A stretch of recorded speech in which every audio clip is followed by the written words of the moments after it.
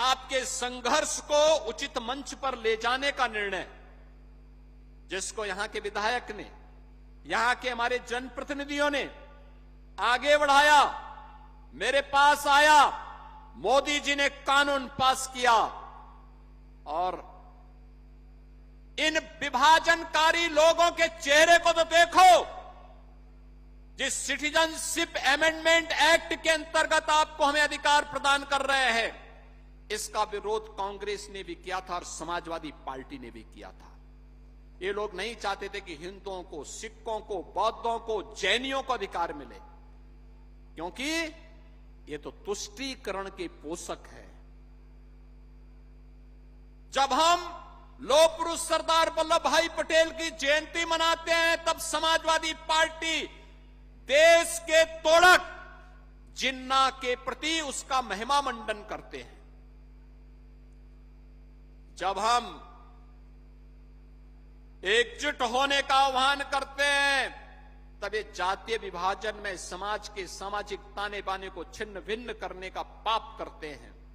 और ये वही लोग हैं, इसलिए केवल एक निर्णय नहीं है बहनों और भाइयों, ये न्याय का वह क्षण है जिसने इतिहास की अधूरी तमन्ना को पूरा किया है। वह क्षण आया है।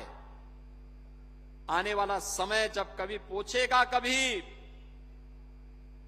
कि बंगाली बोलने वाले इतनी बड़ी संख्या में लोग कहां से आए हैं, और उस समय बताना फिर, यानी ये लोग अपनी भूमि को इनको विस्थापित किया गया, लेकिन लखीमपुर ने उन्हें अपनाया है, उत्तर प्रदेश की धरती ने उन्हें अपनाया है। आज पसीने को उसका अधिकार मिला है। बहनों और भाइयों, जो पसीना इन जनप्रतिनिधियों ने बहाया है, जो संघर्ष आपने किया है, उस संघर्ष को संबल मिला है, क्योंकि पसीने को अधिकार दिलाने का काम हमारे जनप्रतिनिधि किए हैं। परिश्रम को परिणति तक बदलते हुए आप अपनी आंखों से देख रहे हैं। संघर्ष उसकी पहचान को मिल रही है और आपके भविष्य को अब एक स्थायित्व मिला है। अब कोई आपको यहां से विस्थापित नहीं कर सकता, क्योंकि मोदी जी के सिटीजनशिप अमेंडमेंट एक्ट ने, नागरिकता संशोधन विधेयक ने आपको अधिकार दे दिया है। ये अधिकार दे दिया है। ये कांग्रेस, ये समाजवादी पार्टी, ये टीएमसी इसका विरोध करती थी।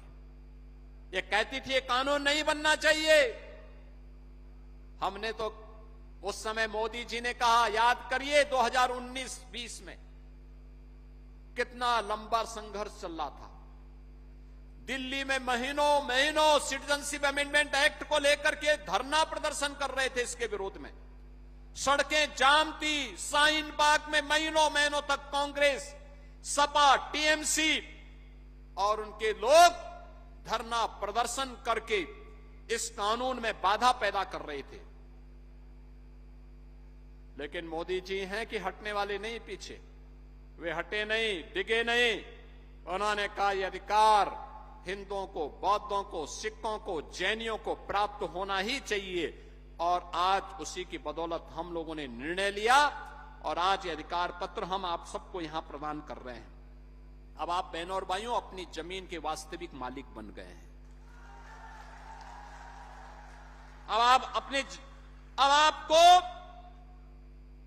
सुरक्षा की गारंटी मिल गई। एक सुरक्षित और स्थिर जीवन की गारंटी मिल गई है, और यही मोदी की गारंटी भी है।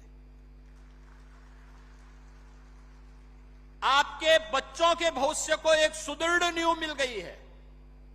कोई उन्हें वंचित नहीं कर सकता, भगा नहीं सकता। अब कोई आपको बांग्लादेशी नहीं बोलेगा, बांग्ला भाषी बोलेंगे, क्योंकि बांग्ला भाषी भी भारत का नागरिक है। और यह अधिकार आज आपको प्राप्त हुआ है। बहनों और भाइयों, ये डबल इंजन की सरकार जो कहती है हर हाथ को काम, हर नागरिक को अधिकार, सरकार के उसी विजन को आगे बढ़ाने के लिए हर परिवार को सम्मान